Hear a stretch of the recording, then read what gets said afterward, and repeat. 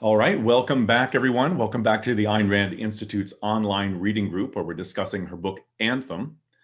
My name is Aaron Smith, and I'll be joined in a moment by my colleague, Ankar Gate.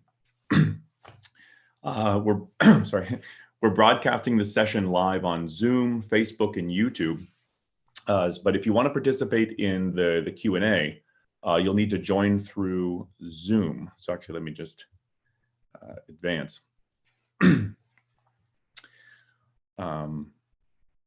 Yes, let me advance to the Zoom link, sorry.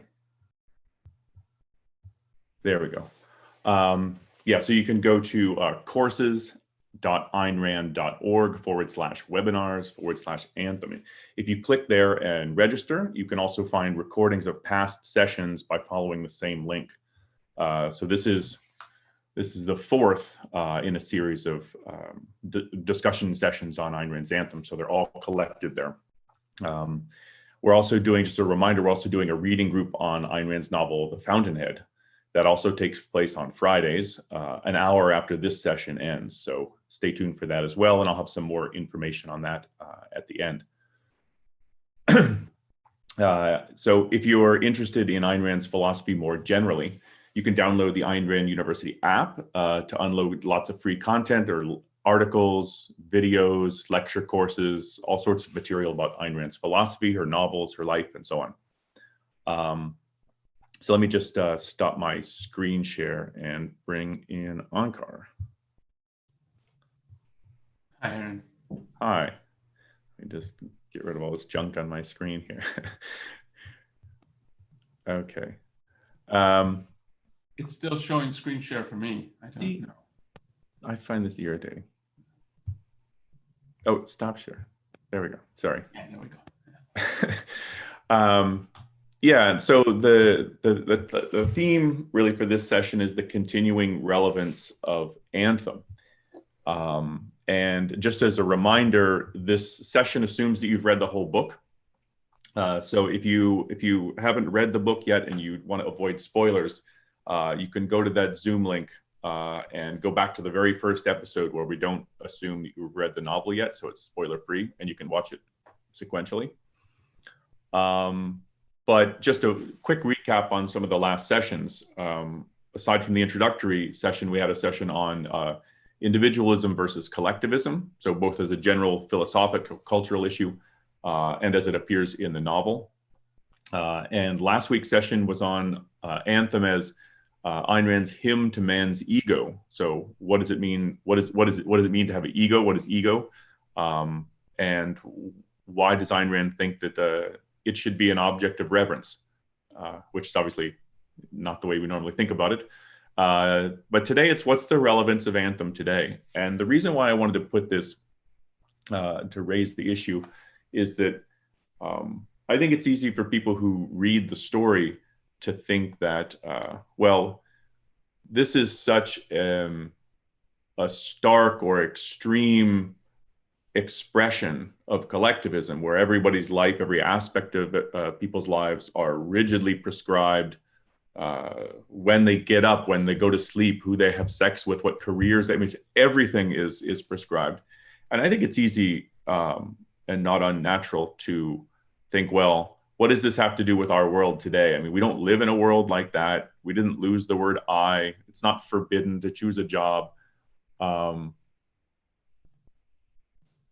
It's too alien to today's world. And I don't think that's right, but it's totally understandable that people would have that perspective on the novel.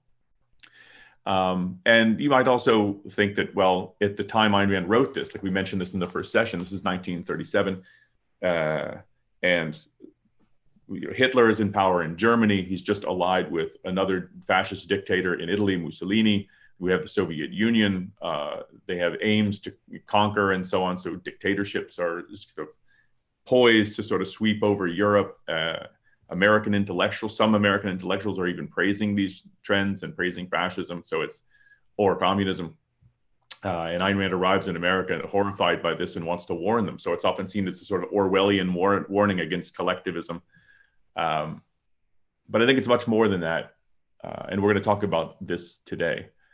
both from the moral perspective and the political perspective.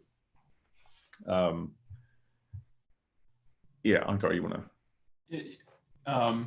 Yeah, I think of, I don't know how you've approached the story, Aaron, and when you first read it as well, like what kind of impression it made on you, because I read it when I was in high school, so I'm guessing about the age that a lot of people here are and are reading the book. And I thought of the political situation as sort of the backdrop of the story, not its focus. The focus is on one individual and his thinking. As I think you've talked about in other sessions. I mean, what we're getting largely is his journal. I mean, so what he's writing and thinking to himself and what he's thinking about. And one of the things that really impressed me and that I take as, so this is some of its enduring significance, is that you had a book here and a story with a scientist at the root, a scientist inventor. And it's not often you're reading stories where the protagonist is a scientist inventor. And then, I mean, I read stories as, to really get involved in the story, I have to like some character. It's not always the main character, but it has to, and have to care about it, like what, and here I cared about TV shows and movies. Yeah. If I don't care about anybody, it's over. Like in watching ones about all mobsters and gangsters, I can't get into the story because the characters don't, the story might even be interesting. Like, I'm not saying it's I just can't get into it. So I have to have some kind of identification. And here I really identified with equality or with Prometheus. And when I think of it as like scientific, it's not simply, oh, well, I should be a scientist. And I didn't end up as a scientist or a physicist, but that sort of what he always does is ask why about things and looks for an answer and sort of is on the assumption or the premise that an answer can be found if you work at it. And you see that in his laboratory experimenting. But I think that's also what the journaling is about. It's about, so I've been told these things and I've been told that like basically everything I'm doing is wrong and evil. And yet, when you first meet him, when he's in the cave, he's wondering about this, and he's asking himself a lot of questions about this. And that I thought, like, yeah, that's a good way to approach life.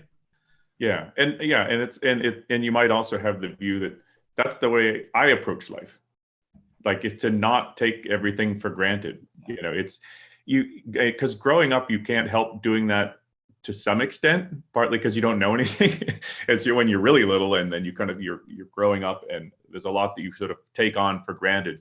But I think, and I mean, I started being fully aware of just doing that around age maybe 10 or 11, where it's really it's not because I said so. It's always like, why did you say so? It's always like, you're looking for answers. You're trying to not just accept anything. And when it comes to all sorts of things about whether it's religion, I mean, we grow up in largely a religious country, in other words, where it culturally predominates in people's families and neighborhoods and so on. And that's often a thing where people have to just, I think one ought to do the same thing, just like, not because it's religion and it's special, but just you should ask, well, is this really true? What is the reasons for this? Why should I live like this and go to church on Sundays, or, whatever it is. And similarly, when you think about your school life and the expectations of your peers, and there's a lot, why should be a constantly ever present sort of question on your mind. Not that you're out to challenge everything per se, but you're trying to understand. Yeah.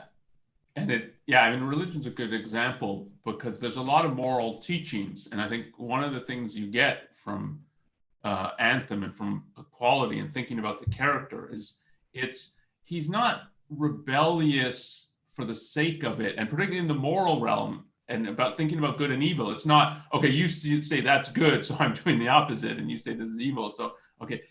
But he was really thinking about, okay, you say this is good, like, why is it exactly? And if you think of some of the things that people brought up with religion, it's give 10% of your money to other people. Like, well, why exactly should you be doing that? Or sex outside of marriage is a sin. Okay, but why is it really? Like, if two people are in love in a serious relationship, why is this something wrong? And to ask questions and not be as you put it, not be satisfied with the answer? Well, because we say so. And it doesn't matter how many people. And so I think Anthem and equality of thinking sort of the politics as a backdrop. Here it's brought into stark relief. It's everybody saying this is wrong, not just some group or saying, but it doesn't change if it's not literally everybody in the whole of society telling you this. If it's just some subset, it's this is how you've been brought up, or this is what they're telling you at school. It's still the same issue of asking, like, what's the reasons for it? Can you explain this to me? Yeah. And it's a way of highlighting a method of functioning that I think that, I mean, to say that that's still relevant is an understatement. It's a universe. So if this is how human beings ought to function, it's how they ought to function in 1937 or today or 100,000 years from now. This is how human beings reach knowledge, and this is how you can reach understanding for yourself. Yeah, and he really pays attention to the data that he's getting. So this is also, it's the scientific mentality of looking at the data, but it's not just at like what's happening with my experiments with the wires and so on. It's and again, if you think just in the first chapter, it's okay, it's a sin to write this. It's sort of the blackest of sins to think and act alone and so on. And yet, I don't really feel like this. I feel the sort of the most calm and peaceful sitting here alone, being able to think. And he's like really pays attention to that data to say, okay, what does that really mean? And that's part of what you see through the whole book is he's probing ideas, gathering data, and then trying to process that data, which is what science teaches you to do if what you're really after is knowledge. And it's much broader than just, okay, when I'm in physics class or chemistry class, I got to pay attention to experiment, catalog what's happening when I add this compound or that compound. It's throughout life, this is how you should be thinking and really paying attention first and foremost to your firsthand data, not what other people are telling you. You have to take that into account. And you can learn a lot from other people, but not if you're substituting it for the data. Yeah, and he's trying to integrate the two perspectives, and he finds they don't integrate. So, and he says, it's a sin to write this, but I feel for the first time, that I'm happy, or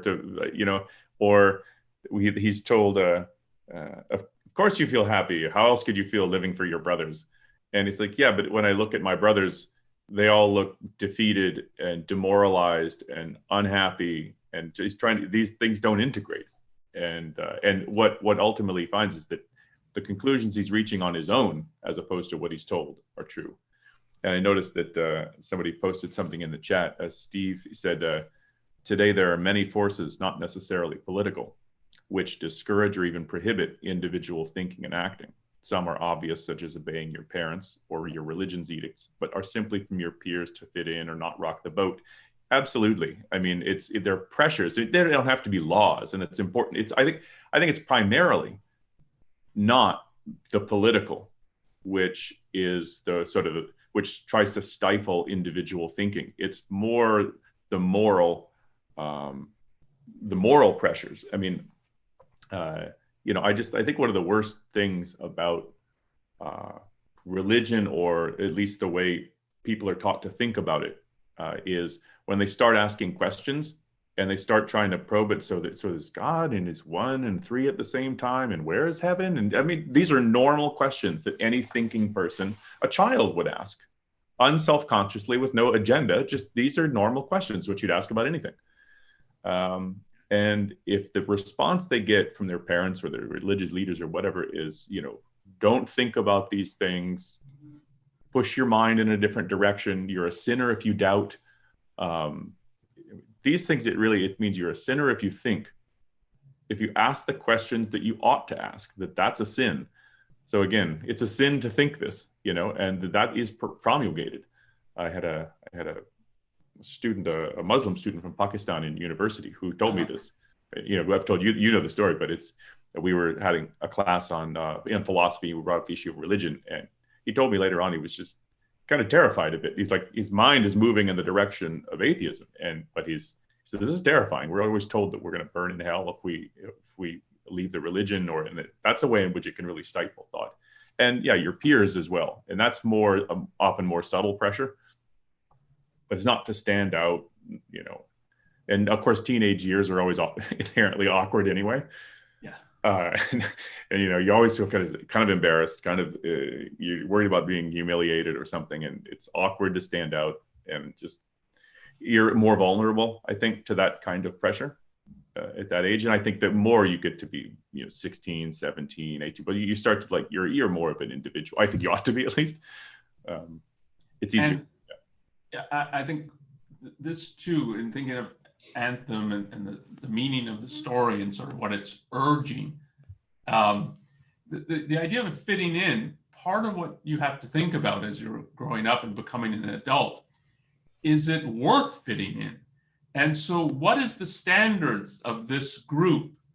How are they operating? What are they looking for? And it can be good or bad. So it's not, I don't think the lesson is to be a loner, never be in a group, never be on a team or so. But you can have it, say a sports team. You can have a team that has good standards, and sort of they're mad at you, or you're sort of on the out because on the team you're a showboat, and you're not really trying to help the team win. And the team is giving you signals that you don't fit in here. And that can be, maybe the way I'm acting is not right, and it would be good to be on this team, and I need to think of it as what we're trying to do is the team win.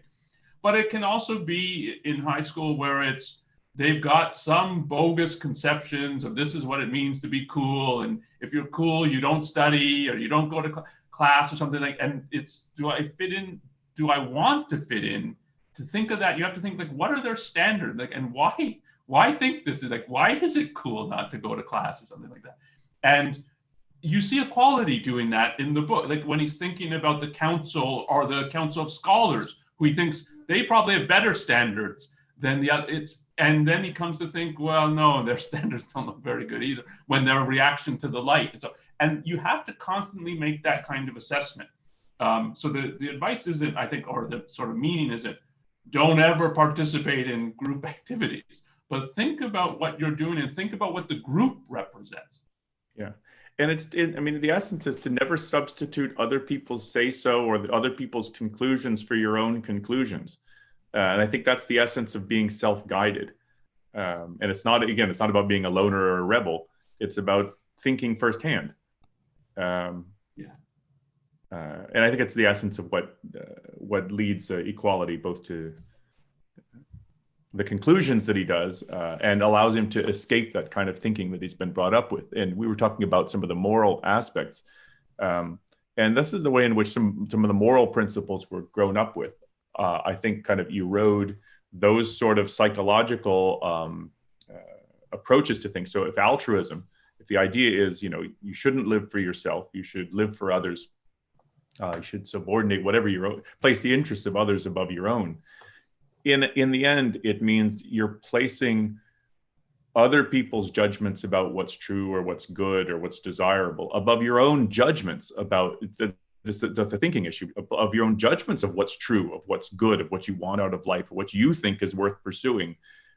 Set that to one side, or at least place it second place, and place other people's judgments about this is what should be done, and that's the way. Altruism can also subverts your own independent thinking or the pressures. Yeah. And so if we can make a transition here a little bit, Ayn Rand wrote an article called Collectivize Ethics, and it's in this, in this book, The Virtue of Selfishness. And one of the things that's interesting about the essay is that she talks about when we deal with people on an interpersonal level, you go to the grocery store, you clerk, or your barber, or whatever it is. We tend to respect their autonomy. We tend to respect their own interests and so on. We don't reach into their pockets and grab their stuff or treat them in a way that ignores their autonomy. But when we turn to think about public or so-called public or social issues, whether it's healthcare or education or money, poverty, and so on, when we think about those kinds of issues, often what we do is then we don't think about that in a way that respects people's autonomy. We think, well, if people don't have healthcare, right, we need to have provided for that, and we need to say, well, we need to have like Medicare or Medicaid or something like that. And often what happens then is that your awareness of individuals, the people whose money is going to be collected for this to be moved to that, or education, we have to provide for public schools and public education. We should have that. And then when you advocate for that, it's what you're actually advocating it for is that the government reach into other people's pockets, take their money and put it in some area where they, without their consent, they don't have any say in it, irrespective of their goals. And she highlights that because we think about ethics almost in a very, altruism is so ingrained in the way we think about ethics that it's natural, almost natural for us to think about this in collectivized terms. And she puts it like this. This is well written. She says, oh, wrong tab. Here we go. She says, if a man speculates on what, quote, society should do for the poor, he accepts thereby the collectivist premise that men's lives belong to society and that he, as a member of society, has the right to dispose of them, to set their goals, or to plan the distribution of their efforts. I'm skipping a bit. Hence the appalling recklessness with which men propose, discuss, and accept, quote, humanitarian projects, which are to be imposed by political means, that is, by force, on an unlimited number of human beings. And she says Medicare is an example of such a project. Isn't it desirable that the aged should have medical care in times of illness? Its advocates clamor. Considered out of context, the answer would be, yes, it's desirable. Who would have a reason to say no? It is at this point in which the mental processes of a collectivized brain are cut off, the rest is fog. And the idea is like, well, that sounds good, right? But then what it really means for individuals and individuals' lives gets completely cut off, and individuals become kind of invisible in the process. And I think it's one of the ways in which altruism has made us think about wide-scale social issues in collectivist terms, though we wouldn't often think that that's what we're doing. And one of the ways she often says that this manifests itself is when we think about the public and the public good. So socialized healthcare, or it's often put free healthcare, this will be good for the public. And her question is always like, who counts as the public? And if it's, look, some citizens are going to be taxed in order to pay for the health care of others, you're penalizing some people to help some other people. And so the people you're penalizing, they don't count as the public? Like, how's this good for them that you're hurting them? And the just putting it as the public, it washes away from our minds the issue of, yeah, but there's no such thing as free healthcare. Somebody has to pay for it. And if you ignore the people who are paying for it, it doesn't make them go away. It doesn't make the price that they have to pay go away. And so the individualism in Anthem that it's insisting upon, and that's part of it's sacred, it's never proper to do that. It's never proper to lose sight of the individual. And that's I think you have to think if you agree with that or not, but that's part of its enduring appeal, I think, for the people who agree with that. This is a hymn to individualism. And the more people take their own lives seriously, and the more they think independently, the less they want to be in the position of compliance and obedience to the society. Because I don't have kids, but some of my tax money goes to pay for other people's kids' education or whatever it is. It's like, but I'd like to decide what I do with my own income. I mean, I spend my life working, and you do too. So I'd like to be the one who decides what I do with the products of my own efforts. And if I want to contribute to something, I can, or if I want to pay for something, I can. But it leaves it to me to decide. And the whole collectivized approach to it is, no, it's not yours to decide. It's other people get to decide. And when other people get to make those decisions, it's other people's thinking will do the stand-in for yours. Your thinking and your judgments actually don't count, and you can't act on them. We'll take care of it, and your role is to obey. Yeah. And I think if you're thinking of this in a really principled way, it flows in both directions. So if you think in Anthem about he's ordered around, this is what career you're going to be a street sweeper. It doesn't matter what you're interested in. Like, that's a pretty severe being commanded around and ordered around. But that kind of thing, it's the same thing that happens to doctors about this is how you can practice, and this is how much you're allowed to charge, and these are patients, and we're telling you what drugs you can and can't prescribe. It's a whole bunch of orders that they have to take. And the more you have a sense, I think, of your own individuality, I don't want to be ordered around like this. So in equality thinking, I don't want someone telling me I have to be a street sweeper and not a scientist. The less you are going to do that to other people, I think, the less, because you can put yourself in there. I don't want to be ordered around, so I don't want to order other people around and tell them what to do and what they have to do with their money and what they have to contribute to. And this is part when Anthem, when equality at the end is thinking about, we need a society which we're not chained to each other. I think this is part of it. Like, you're not ordering me around and I'm not ordering you around. And because we both don't want that. Yeah. But I think a proper, healthy, individualistic society is one where association is voluntary. And so he says, I'll pick friends among the people that I find valuable and that really add to my life. And what he puts it something like, we'll join hands when we please and go our own way when we please. And the idea is that we retain our independence. Independence is not in conflict with cooperation, friendship, love, association, and and when you think about some of the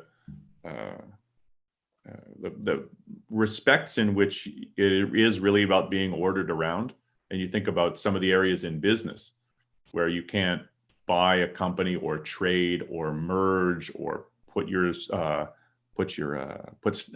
go public.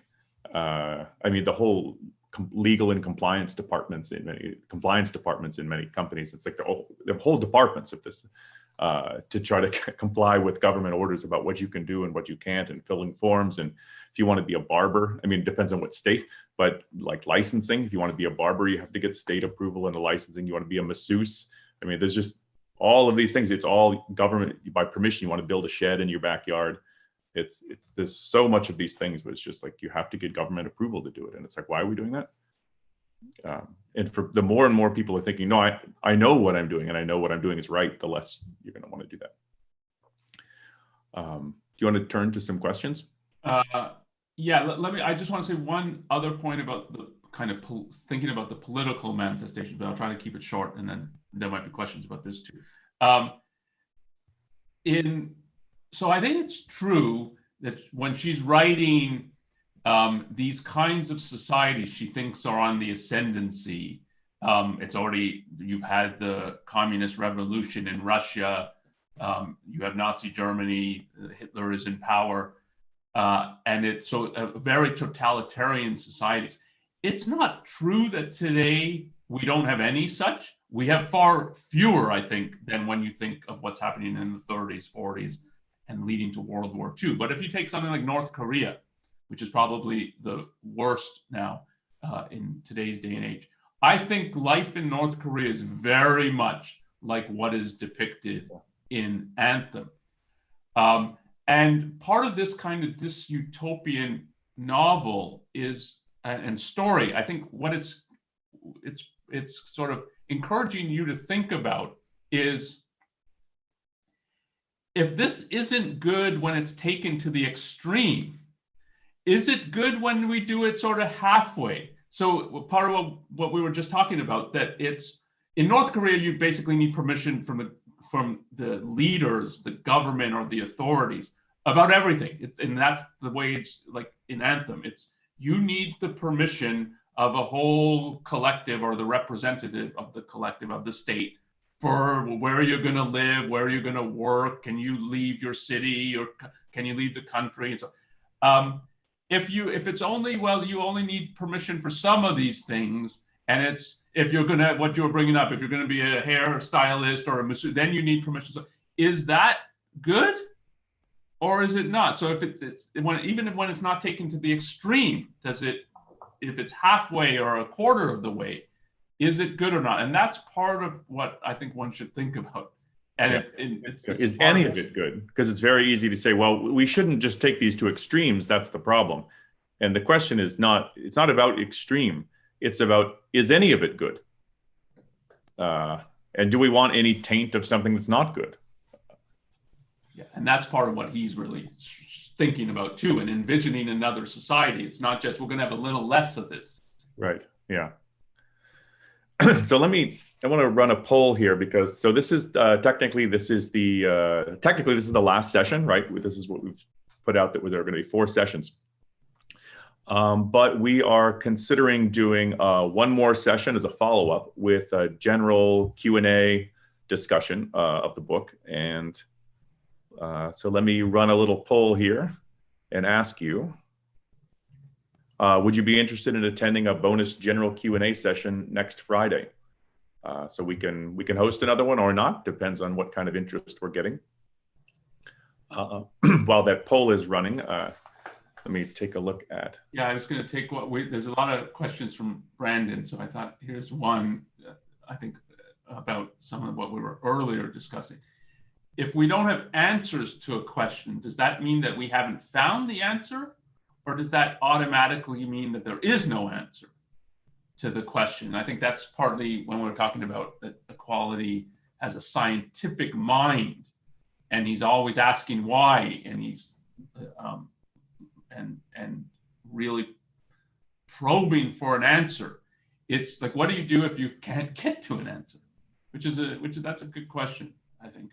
I mean, my view of it is, if it's a real question, there's an answer to it. It can often be very, very difficult to find the answer. And I think this is part of what science teaches as well. And I'm thinking of sort of from the 16th century to our present day, we've learned an enormous amount of things. I mean, it's chemistry, physics, mathematics, biology. They all know, I mean, in all these sciences, we know all kinds of things that weren't known 200, 300, 400 years ago. But not all the things were easy to answer. And for some of it, it's questions that go on 50, 100 years that scientists are trying to answer. But if it's a real question, then it's, when you're asking why, you're basically asking, what's the cause of this? And it might be very difficult to figure out the cause. I mean, take Newton figuring out the way the planet's motions work and so on. They were on the premise, there's a cause here. What is it? How do we understand it? That's not easy. So I think part of what you get is, like having a scientific mindset is, yeah, there's got to be an answer. It takes work to arrive. You can have a question that is not, I think, in the end, a real question. How many angels can fit on the head of a pin? I don't think it has an answer, because I don't think it's a real question in the end. I don't think there's angels that have physical existence. So I think it's a bad question. But if it's a real question, it has an answer, I think. Yeah, and another thing that's important about thinking scientifically, when we think thinking scientifically, we don't mean in the lab. It means you're starting from your observations, you're using logical thinking, you're trying to integrate the knowledge without any contradictions. And it's important to just say, I don't know sometimes. And that's part of being objective. Is like Newton says, Newton said, I'm not going to speculate about what the force is. I think that's what he was saying. But here's how it functions. But I'm not going to come up with some speculation about it. You just say, I don't know exactly how to characterize that. And I think there's always this pressure where God comes in to fill the gaps where you're saying, well, how do you explain this? How did life come from non-life? What's your answer? And sometimes the answer is, I don't know exactly how this came. It must have come in some way. Well, we need to think about it. And there's a lot of things that are just like that. We need to keep thinking about it and studying and finding out. I'm going to turn to one of the questions we got sent in from the Insta page. Yeah. So one person asked, the war that led to equality's dystopian world was fought by the few against the many, and the many won. Can you address this issue? Well, I'll address some aspect of it. I mean, one is that you get the impression that the people who are fighting for an individualist society were in the minority. And it's similarly in the world in which Ayn Rand was living in when she wrote this. But collectivism was the dominant perspective. Collectivism, altruism, so on was the dominant perspective, and that the people fighting for an individualist society were in the minority. But do you want to add something? Yeah, and I think part of the flavor that you get from the story, and this is a bit speculation, I think, when you're thinking, like, so how did they end up where they are? You get a flavor that it's, so there was this whole rise of a collectivist view, and it's all about the we, and the we are everything, and the individual is nothing, and we have to stamp out the word I. But also, I think that the people defending the right view are not good at defending it. And certainly, if we go outside the novel, I think the way that Rand thinks about these kinds of issues is when you're thinking of a conflict between good and evil, which the story of Anthem is about, you have to think, okay, what is the nature of the evil? What are they saying? What are they advocating? But what is the good doing? And are they consistent? And are they principled? And are they upholding the right ideal? Or are they in all kinds of ways compromising? Yeah, and it was one of the things Ayn Rand often pointed out was that the defenders of capitalism were almost worse than its opponents, because of the way in which they tried to defend a capitalist society was on the basis of altruism as a morality. And it's something you can't really do, which is why you have to go, when you think about these, you have to go down into more fundamental issues like morality rather than politics. And what you brought up about the collectivized ethics and putting it, as I put it, in terms of the public good, I think she thinks of that as something like that's a compromise. So it's not a whole totalitarian society and it's what's being advocated is total control by the authorities, by the government. But public good is, well, someone has to be deciding who's the public and who gets the favors and who pays the price, and who's going to do that but the authorities. So, and if you concede that, then even if you're trying to fight the totalitarians, it's very difficult to fight.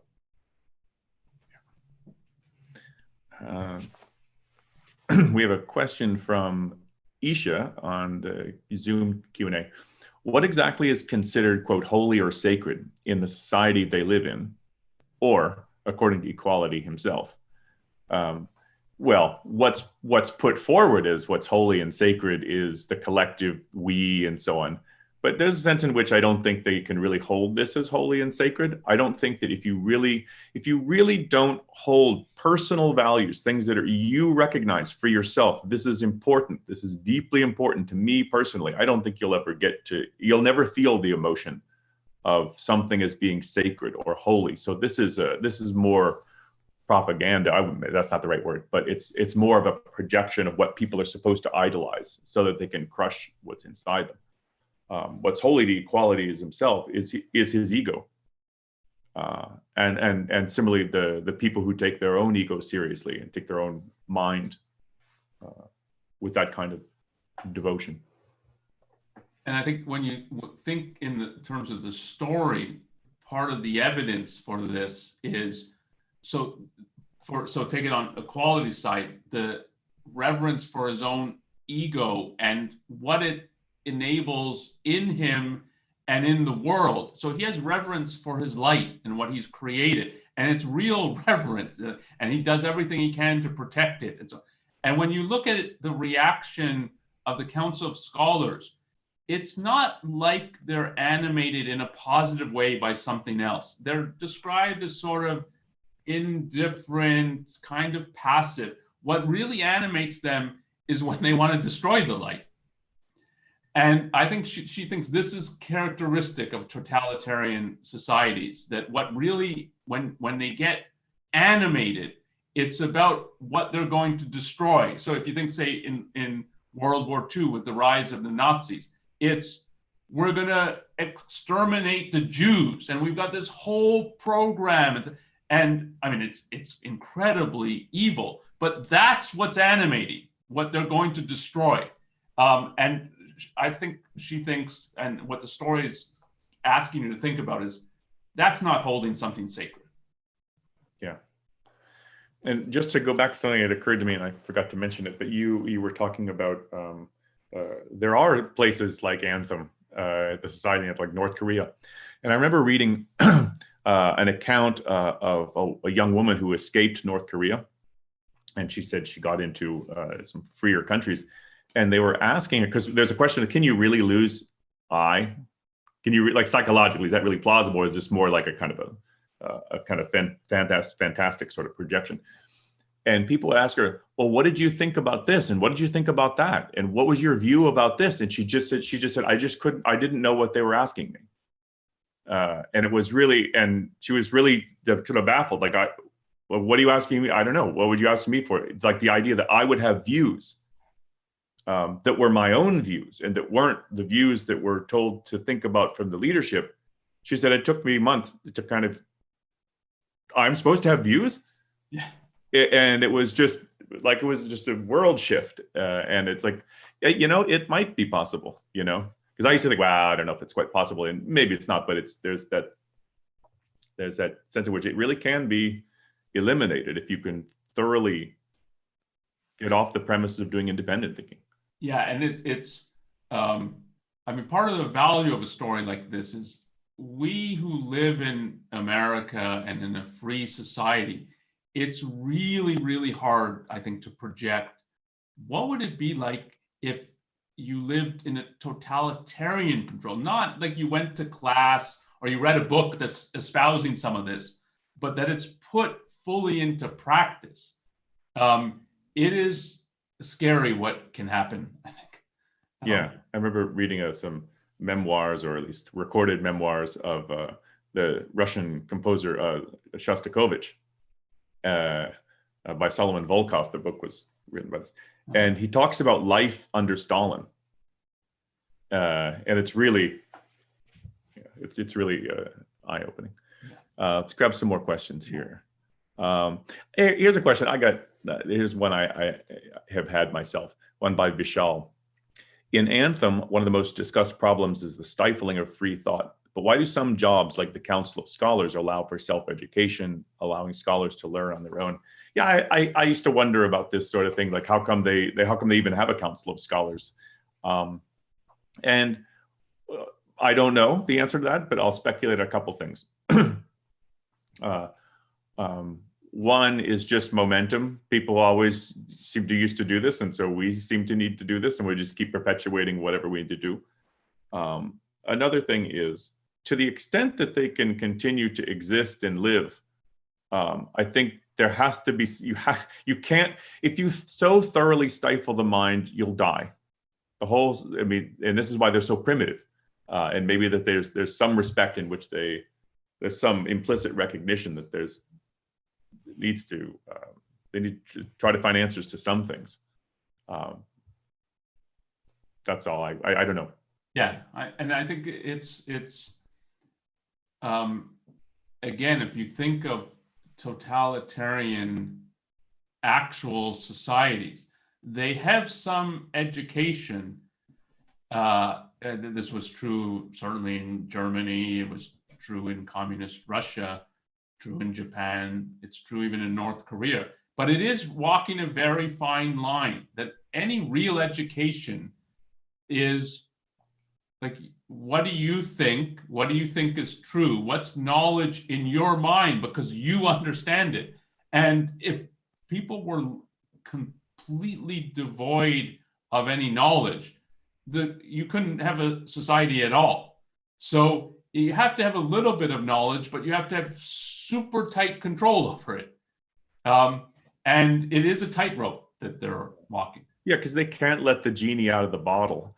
And this is what I had said in the last session, was that if the World Council of Scholars is willing to recognize the light as a value, what are the implications?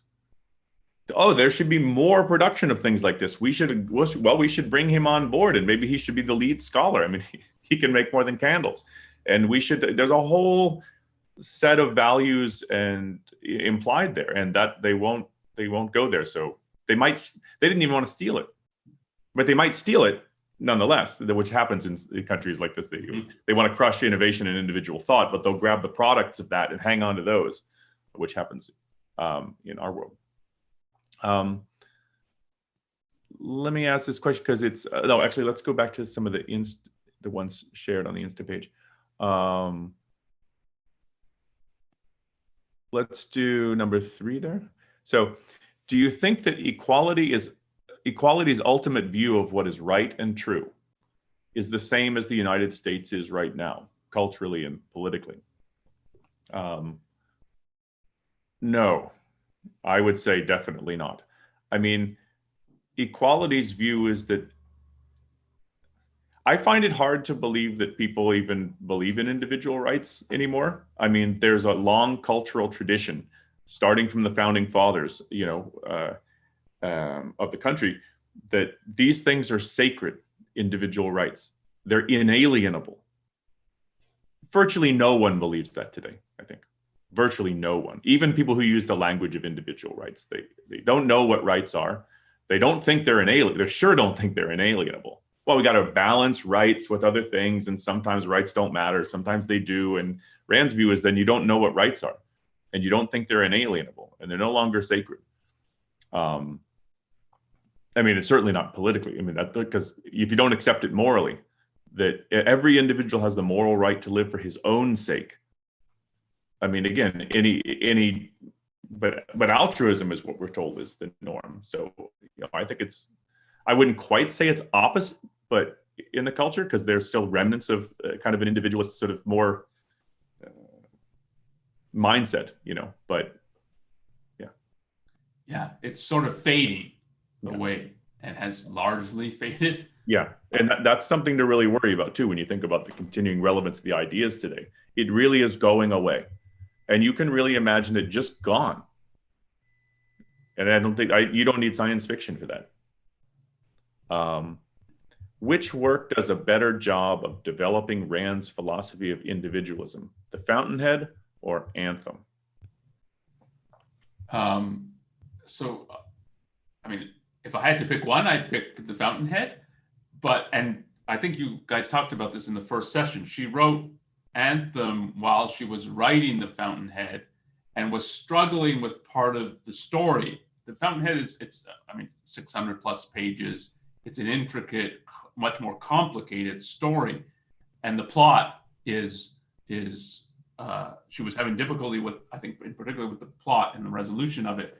So she experienced writing Anthem as a simpler, kind of enjoyable exercise, because it doesn't have a complex plot. It's one guy escaping the city, sort of, is the and so it's simpler in that way. So if you want sort of the whole development, and if the question is a philosophy of individualism, then I think The Fountainhead. I think there's certain things that Anthem throws into more kind of more of a spotlight, and particularly that really Equality's struggle is thinking about, these are the ideals I've been taught, and that my moral ideals that I've been taught, that my society upholds, and are they right? And I'm starting to question, and I'm really starting to wonder about these. And I mean, in formal terms, you can put it's about egoism versus altruism, of taking one's own life and happiness as that is the highest moral goal, versus it's about being subordinate, servant to other people, that is more squarely the focus of Anthem than of the Fountain. Okay, so Brandon is peppering us with questions on the Zoom thing. We can't get to all of them, Brandon, but no need to apologize for all the questions. So let's take this one. A couple of your questions are related to this one. Do you think it's possible to develop something like a constitution under individualism? Can we agree as individuals on a law for everyone? Should we obey the government if we disagree with it? How do we go about changing it? Do we function within its limits? So so first of all, yes, I think you can develop a constitution under individualism if the basic principle is individual rights. Because what that does is it allows every individual who's operating under the Constitution to be free to function, to choose his own goals and live his own lives, so long as he respects others' rights to do the same. So in that way, rights don't clash.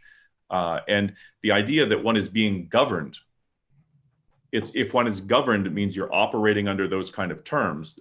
You can retain individualism while being governed. So it's not like you're just being told what to do. There's much more to say about this issue. This is a long-standing philosophic question. Should we obey the government only when we agree with it? This is a question of when you have a government. One of the important things about it is what we call the rule of law. The idea that you're trying to enshrine or embed into your social institutions laws that people can refer to, so that it's not individual people making arbitrary decisions about what happens. And I don't think it's right to think that just because you disagree with the law, that you should just disobey it. In part because think if everybody acted like that too. But all sorts of things you could disagree with, and other people think, well, yeah, I don't think people should have private property, so I'm going to ignore that and steal your stuff. I mean, it just would lead to the whole arbitrary.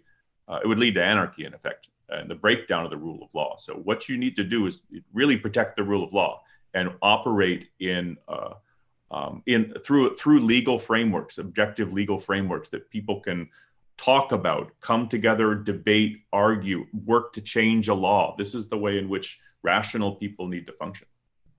Yeah, it's such an enormous value to have rule of law and there are societies that don't have it today and in the past, that everybody should be concerned with having good laws. They make possible peaceful social interaction, social existence.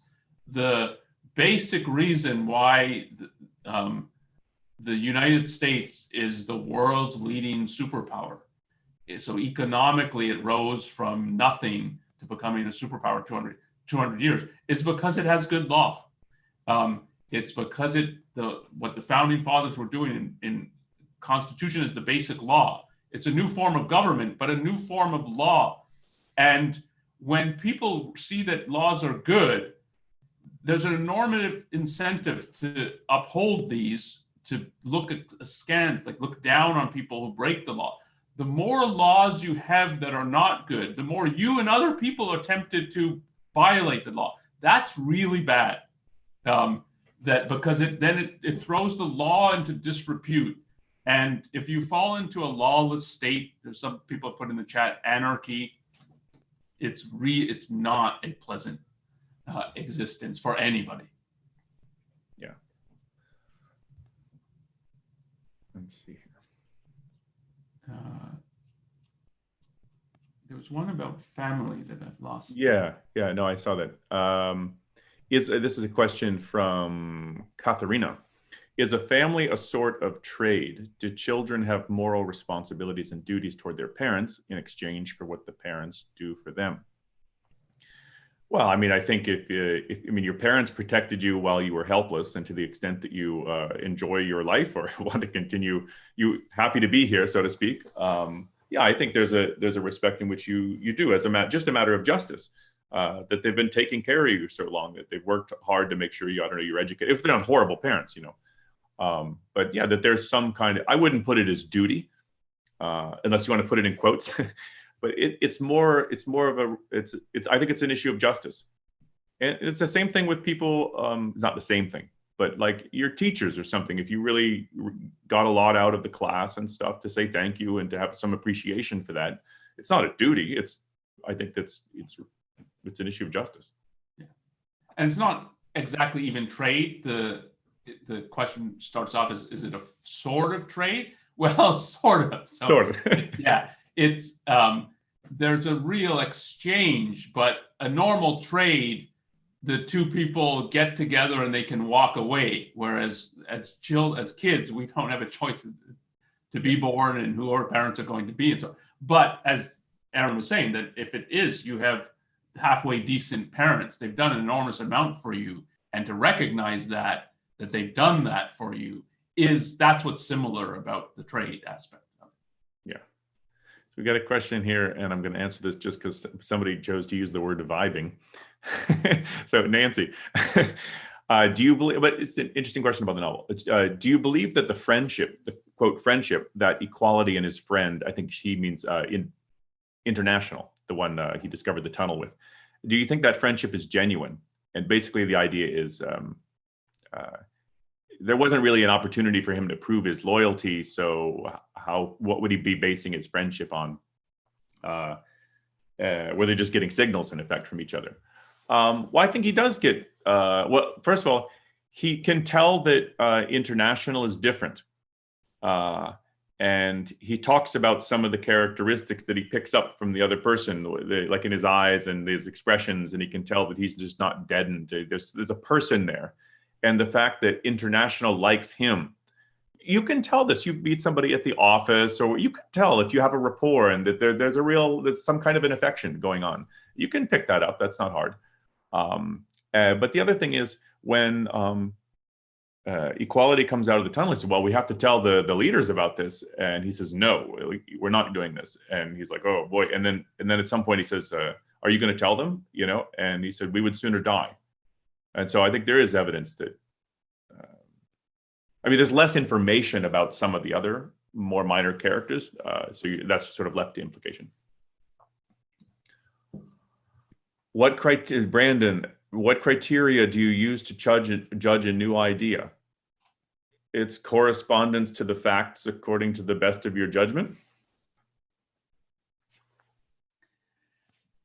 And it's, to bring up, this is something we talked about a little earlier. I think, Aaron, you brought it up, about when you think of equality struggling, he's got to think about what the actual facts are, what the data is, what is he actually observing about himself and other people, what makes them say happy, and when do they seem unhappy or even miserable.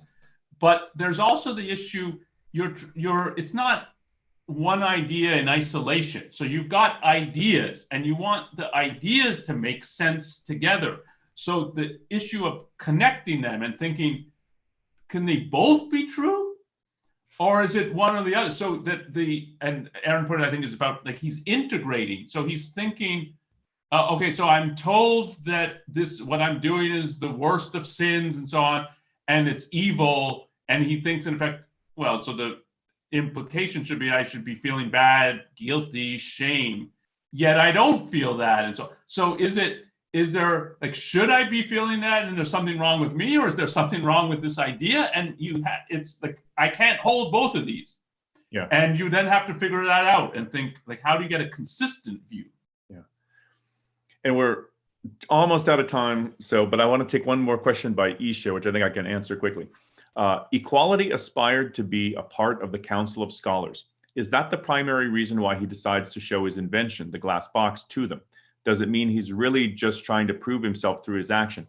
No, I think what he's doing is he thinks that if he shows them this box and what he's created, and the scholars, at least, he thinks, will recognize its value. And that will give him the opportunity to work full time in an open way, not hiding, sneaking out and hiding in a tunnel and we're doing work, but it'll give him the opportunity to do science full time. with the resources, however minimal they are, with the tubes and beakers and whatever they happen to have, they'll let him work full time on this. And he can devote his life to that, and not in hiding, but in the open. And that's really what he wants to do. And then he realizes they're not interested in that. So I have to wrap up here. So I want to. Can I just say one thing about the fountainhead? So there was something I wanted to say about the question, what do you think the relation of the fountainhead to Anthem is? Just very briefly, if you found Anthem interesting, I think you'll find the fountainhead interesting. So it's not just a repeat. And particularly for this question about, like, Anthem, this is a society unlike our society. And so the fountainhead is set in contemporary America. So it's a society that you're familiar with. And there, so you can see there Ayn Rand's perspective of how this issue of individualism versus collectivism manifests itself in our society. Yeah, it's much, much easier to see that. Okay, so let me remind everybody, I'm going to share my screen here. So I want to remind everybody that we also have in an hour, they're starting another session of the Fountainhead discussion group. So there's the link there if you want to follow up on that. Let me stop sharing. Okay, and I just want to thank everyone for coming. I hope you found this valuable. And we'll look at the poll results, and if it looks like there's sufficient interest, we'll do another session on this with just a general Q&A, because I know we didn't get to all the questions. So hang on to them, and we'll just try to get to all of them we can. Thanks for coming on, Carl. Yeah, thanks, Aaron. Thanks, everyone, for joining today.